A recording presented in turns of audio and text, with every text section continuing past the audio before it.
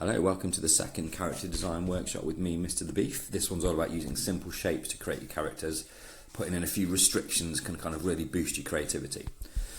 So you can see this first character here is all created using circles and curves and ovals.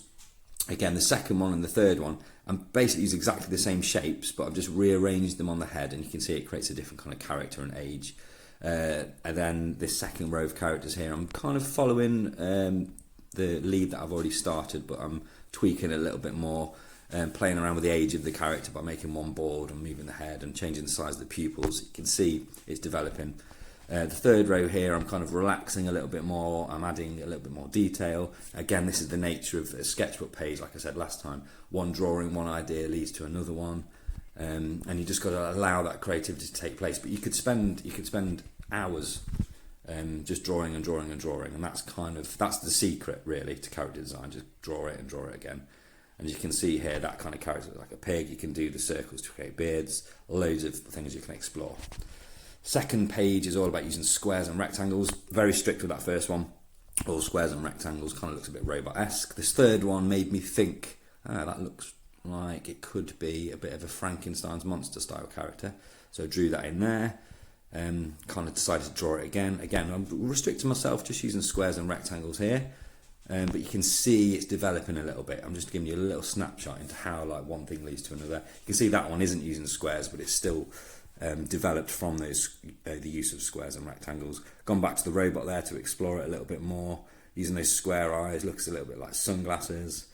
And again, you can see here, I've totally relaxed the rule of just using squares, but it's still based on that previous one. I've gone back to that second one I've drawn. I've kind of drawn that again, but with more curved lines. So again, I'm kind of breaking the rules. I drew that tiny hat in there because there wasn't much space on the sketchbook, but I quite like it. So that might be something I could come back to later. And again, another elongated face there. The last shape, as you can see, is triangles. Started off again quite strict, just playing around with position of the eyes. It gives it a different feel. Again, the third one's a bit more relaxed, still using triangular-esque shapes, but not as strict. Playing around with the female character using those shapes. Drawing that kind of made me think of a rabbit for some reason, I don't know why. So again, I'm exploring animals, doesn't always have to be human. Weird little bird character there.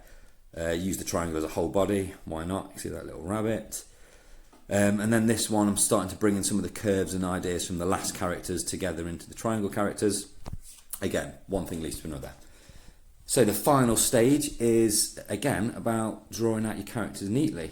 So you can see the first guy in the middle is based on that circular character. Got a couple of characters that kind of came out of my square page. And then two from the triangle page. So there's obviously the obvious triangle head in the top right, but also the rabbit. Again, just like last time, I've developed the characters even more from those basic shapes on the first few pages. I just wanted to speed through the process to show you this really cool technique of giving yourself a restriction, of trying to create faces and characters just with simple shapes, and then spend time developing them.